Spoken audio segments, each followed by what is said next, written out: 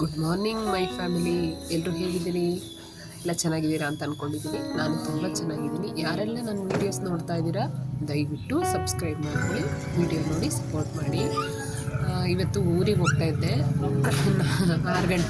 6 ಗಂಟೆ ಆದರೂ ಎಷ್ಟು ಅಂದರೆ 6:20 ಟೈಮು, ಆದರೂ ಏನೋ ಒಂದು 4 ಗಂಟೆ ಏನೋ ಅನ್ನೋಂಗಿದೆ. ಬಟ್ ಆದರೆ ವಿಪರೀತ ಮಳೆ ಬೆಂಗಳೂರಲ್ಲಿ ಅಂತಲ್ಲ, ಹೊರಗಡೆ ಎಲ್ಲ ಕಡೆನೇ ಇವತ್ತು ಮಳೆ ಇತ್ತು. ಮಳೆ ನೆನ್ಕೊಂಡೆ ಹೋದ್ವಿ. ನಾನು ನನ್ನ ಮಗ ನನ್ನನ್ನು ಡ್ರಾಪ್ ಮಾಡ್ತಾ ಇದ್ದಾನೆ. ಊರಿಗೆ ಹೋಗೋಣ ಅಂತ ಅಂದ್ಕೊಂಡಿದ್ದೀನಿ. ಊರಲ್ಲಿ ಸ್ವಲ್ಪ ಕೆಲಸ ಇತ್ತು, ಹಾಗಾಗಿ ಬೆಳಗ್ಗೆನೇ ಎದ್ದು ಊರಿಗೆ ಹೊರಟ್ವಿ. ನೋಡಿ ಕತ್ಲೆ ಹೆಂಗಿದೆ, ನಮ್ಮ ರೋಡ್ ಹೆಂಗಿದೆ.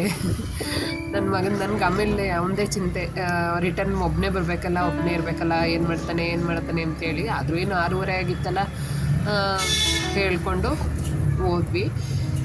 ರೋಡಲ್ಲಿ ನೋಡಿ ಒಬ್ಬರು ಇಲ್ಲ, ಯಾರು ಹಾಕೋರು ಇಲ್ಲ, ಏನಿಲ್ಲ. ಜಡಿ ಮಳೆ, ಬೇರೆ ಮಳೆ ಹನಿತಾನೇ ಇತ್ತು. ಹಂಗೆ ಗಾಡೀಲಿ ಮೇನ್ ರೋಡಿಗೆ ಡ್ರಾಪ್ ಮಾಡ್ದ ಅವನನ್ನು.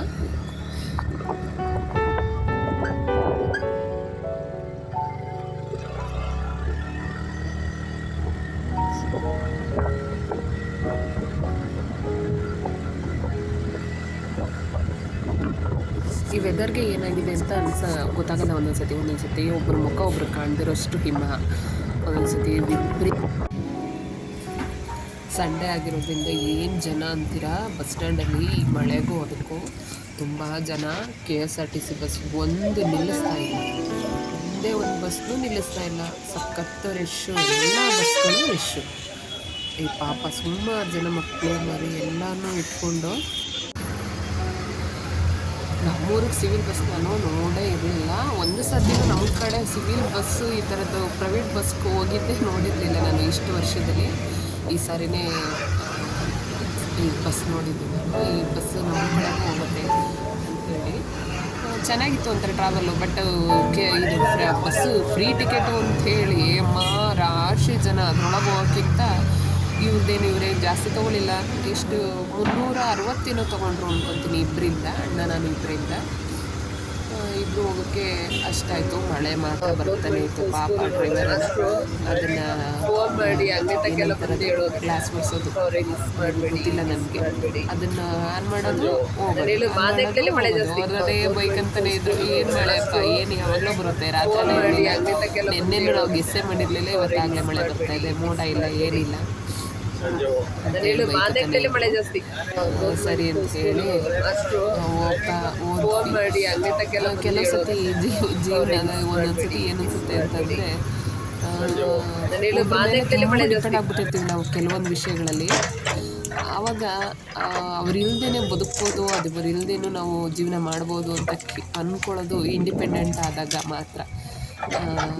ಕೆಲವು ಸತಿ ನಾನು ನಂಬೋ ಪ್ರಕಾರ ಧೈರ್ಯ ಮತ್ತು ನಮ್ಮ ಇದು ಅಂತ ಅನ್ನೋದು ಬರೋದು ಕೆಲವರು ನಮ್ಮ ಬಿಟ್ಟೋದ್ಮೇಲೆ ನಾವು ಒಂಟಿಯಾಗಿ ಬದುಕಲೇಬೇಕು ಅನ್ನೋ ಅಗತ್ಯತೆ ಅವಶ್ಯಕತೆ ಬಿದ್ದಾಗ ಅದೆಲ್ಲ ಕಾಣಿಸುತ್ತೆ. ನನಗೂ ಇದನ್ನು ನೋಡಬೇಕಾದ್ರೆ ನನಗೆ ಹಂಗೆ ಅನಿಸಿತ್ತು. ಏನು ಬಸ್ಸಲ್ಲಿ ಹೋಗ್ಬೇಕಾದ್ರೆ ಈಗ ನಾನು ಒಬ್ಬೊಬ್ಬಳೇ ಟ್ರಾವೆಲ್ ಮಾಡಬೇಕಾದ್ರೆಲ್ಲ ನನಗೆ ಹಂಗೆ ಅನಿಸೋದು ಅಲ್ವಾ. ಯಾರ ಮೇಲೂ ಯಾರು ಡಿಪೆಂಡ್ ಆಗಬೇಕು, ಡಿಪೆಂಡ್ ಆಗದೇನೂ ಬದುಕ್ಬೋದು ನಾವು. ಡಿಪೆಂಡ್ ಆಗೋದೇ ದೊಡ್ಡದಲ್ಲ ಅಂತ ಹೇಳಿ. ಕೆಲವು ಹೆಣ್ಮಕ್ಳುಗಳು ಅವ್ರ ಮನೇಲಿ ತುಂಬ ಚೆನ್ನಾಗಿ ನೋಡ್ಕೊತಾರೋ ಏನೋ ಮಾಡ್ತಾರೋ ಏನೋ, ಜಗ್ಗಲ್ಲ ಬಗ್ಗಲ್ಲ ಹೊಂಗೆ ಮರ. ಇಂಡಿಪೆಂಡೆಂಟ್ ಆಗಿರಲೇಬೇಕು, ಧೈರ್ಯವಾಗೆಲ್ಲ ನುಗ್ಗಲೇಬೇಕು ಅನ್ನೋಂಗಾಗುತ್ತೆ. ನೋಡಿ JCB ನಮ್ಮ ಕೈಲಿ ಒಂದು ದಿನ ಎಲ್ಲ ಆಗುವಂಥ ಒಂದು ಮರ ಕಡಿಯೋ ಕೆಲಸನ 5 ನಿಮಿಷದಲ್ಲಿ ಅದು ಮಾಡಾಕ್ತು. ಹಿಡ್ಕೊಂಡು ಎಳಿದ ತಕ್ಷಣವೇ ಮರ ಮುರಿದೇ ಹೋಯ್ತು. ಅದನ್ನು ನೋಡಿ, ಅದನ್ನು ಹೆಂಗೆ ಎಳಿತಾ ಇದೆ ಅಂತ ಹೇಳಿ.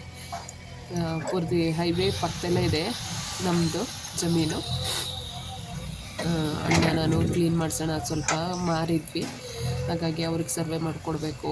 ಸರ್ವೆ ಮಾಡೋಕ್ಕೆಲ್ಲ ಚೈನ್ ಬಿಡಲಿಕ್ಕೆಲ್ಲ ಗಿಡಗಳಿದ್ದಾವೆ ತುಂಬ.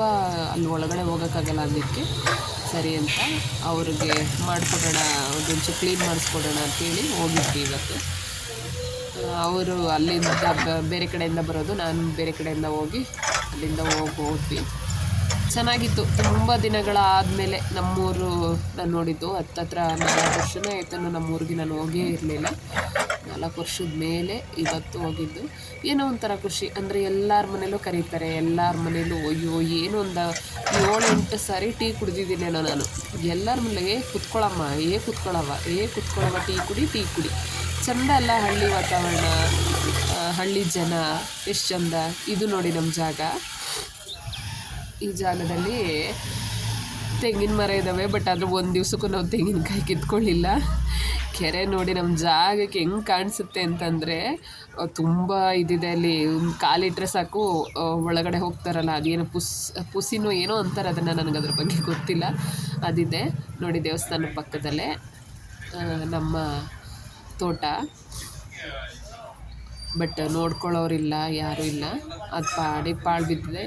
ಈ ದನ ಮೇಯಿಸೋರು, ಕುರಿ ಮೇಯಿಸೋರೆಲ್ಲ ಕಾಯಿ ಕಿತ್ಕೊತಾರೆ. ನಮಗೆ ನಾವು ಕಾಯಿ ತರೋದ್ರಲ್ಲದು ಕಮ್ಮಿ. ಬೆಂಗಳೂರಿಗೆ ಕಾಯಿ ತರೋದು ಇಲ್ಲ, ಇದು ನೋಡಲ್ಲ. ಒಟ್ಟು ಊರವ್ರಿಗೆ ಅದು ಲೆಕ್ಕದಲ್ಲಿ. ಕೆರೆ ಮಾತ್ರ ತುಂಬ ಚೆನ್ನಾಗಿ ಕಾಣಿಸ್ತಿತ್ತು. ಎಷ್ಟು ಚೆನ್ನಾಗಿದೆ ಅಲ್ಲ.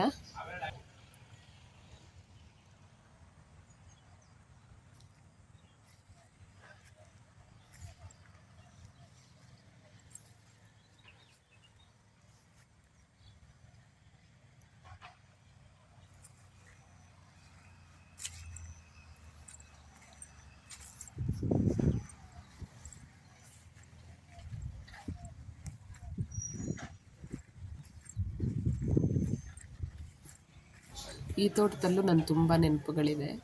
ಈ ತೋಟದಲ್ಲಿ ನಮ್ಮ ಅತ್ತೆಯವ್ರನ್ನ, ನಮ್ಮ ಅವ್ರನ್ನ ಮಣ್ಣು ಮಾಡಿದ್ದೀವಿ. ಹಾಗಾಗಿ ಅಲ್ಲಿಗೋದ್ರೆ ಏನೊಂಥರ ಫೀಲು ನನಗೆ.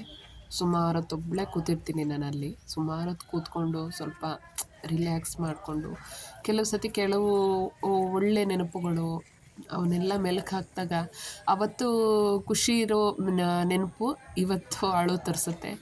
ಇವತ್ತು ನಗು ತರಿಸೋ ನೆನಪು ಅವತ್ತಿನ ದಿವಸ ತುಂಬ ಹತ್ತಿರ್ತೀವಿ ನಾವು. ಆ ನೆನಪನ್ನ ನಾವು ಇವತ್ತು ಮಾಡಿಕೊಂಡಾಗ ಅದು ತುಂಬ ಫನ್ನಿ ಅನಿಸುತ್ತೆ, ನಗು ಬರುತ್ತೆ. ಬಟ್ ಆದರೆ ತುಂಬ ನಕ್ಕಿದ್ದು, ತುಂಬ ಚೆನ್ನಾಗಿತ್ತು ಒಂದು ಲೆವೆಲಲ್ಲಿ ಲೈಫು ಅನ್ನೋದನ್ನ ನಾನು ಇವತ್ತು ನೆನೆಸ್ಕೊಂಡ್ರೆ ನನಗೆ ಅಳು ಬರುತ್ತೆ. ಚೆನ್ನಾಗಿತ್ತು ನನ್ನ ಫ್ಯಾಮಿಲಿ. ಬಟ್ ಇವತ್ತು ನನ್ನ ಫ್ಯಾಮಿಲಿಲಿ ನಾನು ಒಬ್ಬಳೇ ಇರೋದು. ನಾನು ನನ್ನ 2 ಮಕ್ಕಳು ಅಷ್ಟೇ. ಬಟ್ ಹೇಳಿದ್ನಲ್ಲ ನಿಮಗೆ, ಧೈರ್ಯ ಮಾಡಬೇಕು, ಬದುಕಬೇಕಷ್ಟೆ. ನೋಡಿ JCB ಕೆಲಸ ಮುಗ್ದಿಲ್ಲ. ನಾನು ಅಲ್ಲಿ ತೋಟದ ಹತ್ರ ಹೋಗಿ ಸುಮಾರು ಹೊತ್ತು ಕೂತಿದ್ದು. ಅಲ್ಲೇ ಇರೋ ದೇವಸ್ಥಾನಕ್ಕೆ ಹೋಗಿ ಬಂದೆ. JCB ಇನ್ನೂ ಒಂದು ಸ್ವಲ್ಪ ಕೆಲಸ ಮಾಡ್ತಾನೇ ಇದೆ. ಒಂದು 3 ಅವರ್ ಏನೋ ಮಾಡಿದ್ರು. ಪೂರಾ ಎಲ್ಲ ಕಿತ್ತಾಕಿದ್ದಾರೆ ನೋಡಿ.